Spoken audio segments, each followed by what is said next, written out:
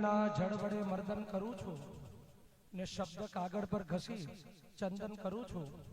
હૃદયના ચમનનું સુમન ચડાવી, હૃદયના ચમનનું સુમન ચડાવી ઝરણા માને વંદન કરું છું.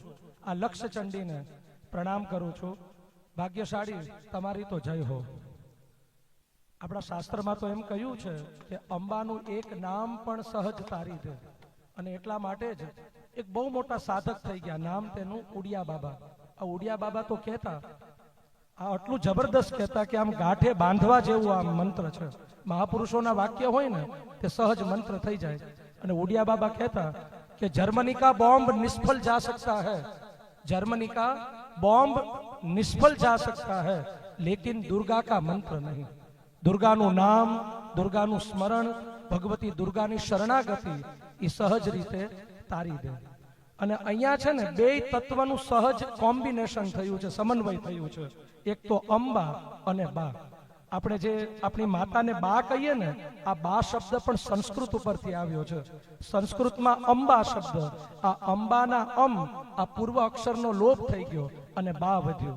એક તો જગદંબા અંબા અને બીજી છે ઝરણા બા.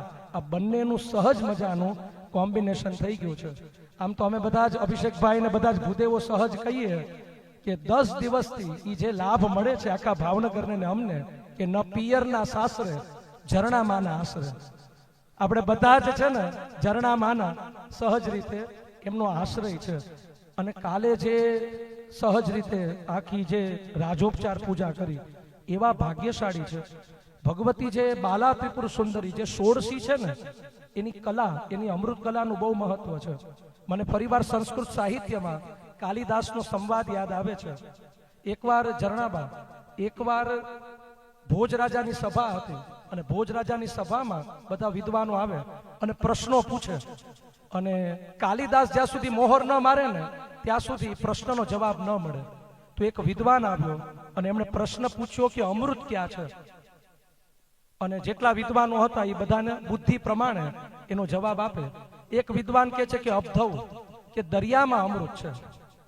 બીજો વિદ્વાન કહે છે કે વિધવ, ચંદ્રમાં છે, ચંદ્રમામાં અમૃત છે. ત્રીજો વિદ્વાન થોડોક રસિક હશે, એ કહે છે કે શશી મુખે, નાયિકાના મુખમાં અમૃત છે. ચોથો વિદ્વાન કહે છે ફણીનામ નિવાસે, જે પાતાળ લોકમાં જે સર્પો છે ને ત્યાં અમૃત છે. અને ત્રીજો વિદ્વાન કે સ્વર્ગે સુધા વસતી વೈ વિબુધા વદંતી, સ્વર્ગમાં અમૃત છે. હવે કાલિદાસજી આ મત સાંભળ્યા, પણ કાલિદાસ કવિ કુલગુરુ કાલિદાસ, જો ભગવતી કાલીની જ્યાં સુધી જગદંબા તત્વની કૃપા ન ફળે ને ત્યાં સુધી કોઈ પણ વ્યક્તિ છે ને એને યશ કીર્તિ ન મળે, એને વિદ્વત્તા ન મળે. અને એટલા માટે તે જગદંબા ધાડા છે, સહજ ફળ આપી દે. કળિયુગની એલોપેથી એટલે જગદંબા મા ભગવતી છે. એટલે ભગવતીની કૃપા પાત્ર એવા કાલિદાસજી હવે એક એક શબ્દમાં આ બધા જ મતનું ખંડન કરે છે. કાલિદાસજી કહે છે કે ક્ષારમ, જો દરિયામાં અમૃત હોય તો ક્ષારમ એ ખારો કેમ છે? જે આખો વિચાર હતો રિજેક્ટેડ. પછી કહે છે ક્ષીયમ, જો ચંદ્રમામાં અમૃત છે તો તે ક્ષીણ કેમ થાય છે? ચંદ્રમા વધે ને ઘટે, અમૃત હોય ત્યાં વધઘટ ન થાય. પછી કાલિદાસજી કહે છે પતિમૃતમ, જો નાયિકાના મુખમાં જ અમૃત હોય તો એનો ઘરવાળો જય સિયા રામ કેમ થઈ જાય છે?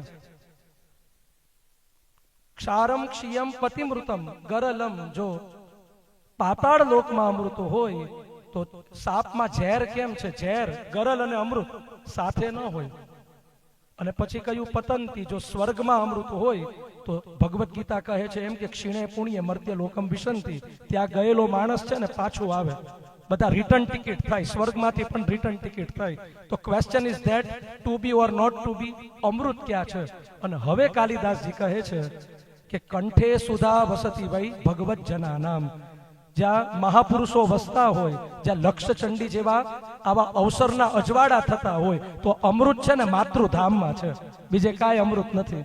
આમ પણ ભગવતીની કલાનું રાજોપચારથી ખરા અર્થમાં આપણે હવે અમૃત થયા. જો અમૃત થવું એટલે આમ તો શ્રદ્ધા અને વિશ્વાસ એ બે સહજ શબ્દ છે. શ્રદ્ધા એક્સપાયર્ડ થાય ને ત્યારે અંધશ્રદ્ધા બને, પણ વિશ્વાસ અપગ્રેડ થાય ને ત્યારે આત્મવિશ્વાસ બને. અને આત્મવિશ્વાસને અપગ્રેડ કરવાનું કામ છે ને આપણે અહીંયા કરી રહ્યા છે. નિખિલજીએ બહુ સરસ વાત કરી હતી કે આ 5 દિવસનું તપ છે ને તમને 50 વર્ષ સુધી કામ લાગશે. બહુ સાચી વાત છે. આ 5 દિવસનું તપ છે ને અનંત અનંત જન્મો સુધી આના સંસ્કારો છે ને તે સહજ રીતે રહેશે. અને એટલા માટે જ આપણે જે ચંડીપાઠનો પાઠ કરીએ ને એમાં પણ છેલ્લું વિધાન છે, તામુપૈહી મહારાજ શરણમ પરમેશ્વરીમ, કે તું શરણાગત થઈ જા.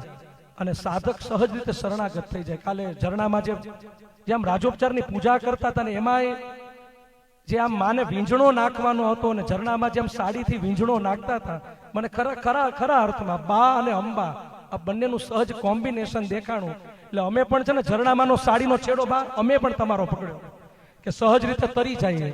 અને એવી શરણાગતિ કે ફેંકતા પાસા અમે પણ દાવ તારા હાથમાં, ફેંકતા પાસા અમે પણ દાવ તારા હાથમાં, છે ભલે હથિયાર મારા ઘાવ તારા હાથમાં, છે ભલે હથિયાર મારા ઘાવ તારા હાથમાં. ને ષડ ચડાવી 7 ઉપડી બેખબર મજધારમાં, ષડ ચડાવી 7 ઉપડી બેખબર મજધારમાં. તોડવી કે તારવી એ નાવ તારા હાથમાં, તોડવી કે તારવી એ નાવ તારા હાથમાં. મારી અમારા પુણ્ય પાક્યા હશે, અમારા અભિષેકભાઈના સૌના, કે સહજ રીતે આ લક્ષ ચંડીનું હજી પણ અમે આ બોલીએ છીએ ને. કાલે અભિષેકભાઈને અમે વાત કરતા હતા, વી ફીલ લાઈક અ ગૂસબમ્સ. અમને રોમહર્ષ થાય છે, આમ એક એક રૂવાડા ઊભા થઈ જાય.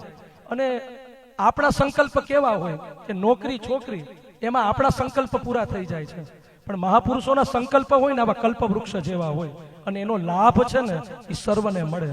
તો સહજ રીતે ઝરણામાંનો સદગુરુ ભગવાનનો આ સંકલ્પ અને એનો લાભ આ અવસરમાં અજવાળા, આ રજવાડામાં અજવાળું છે ને આપણે બધા જ છે ને મેળવી રહ્યા છે. એટલે ખરા અર્થમાં આ ભાગ્યશાળી. કદાચ બોલવા બેઠીએ ને તો વર્ષના વર્ષ લાગે, પણ આ ક્ષણને આપણે વધાવી લઈએ. અને હવે એમ થાય છે કે દિવસો પૂરા થઈ જશે, બસ કાલે રવિવાર છે, અભી તો બાત બની નહીં હૈ, તબ ये માજરા ખતમ હો જાયગા. પણ ખરા અર્થમાં ભાગ્યશાળી છે. અને આ બા અને અંબાનું એક નાની એવી પંક્તિ, એક નાનો એવો ગરબો લઈ અને આગળનું છે એ આપણે શરૂ કરીએ છીએ. આમ તો અંબા તત્વ આવી જ ગયું છે, ભગવતીને યાદ કરીએ. એ અંબા આવો ને મારે આંગણે રે, આજ આનંદની રાતડી